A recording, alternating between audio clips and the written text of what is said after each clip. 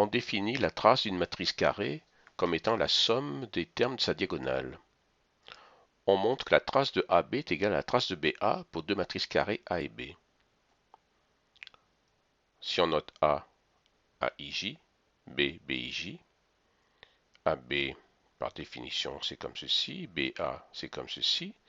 Si on fait la trace de AB, c'est la somme des XII, c'est-à-dire ça correspond à ceci. La trace de BA, c'est la somme des YII, ça donne ceci. Alors, on a BA qui est égal à AB, et il suffit de changer les indices K en I et I en K. Et on a donc la trace de AB est égale à la trace de BA. Si A et B sont deux matrices semblables, alors on a cette relation entre A et B. La trace de A est égale donc à ceci. Par associativité du produit des matrices, je peux regrouper les deux premières. Puis, d'après la propriété ci-dessus, le P, je peux le passer de ce côté. Et alors là, j'ai P, P-1 de B qui est égal à la trace de B.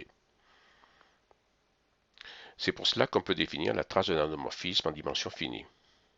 À voir.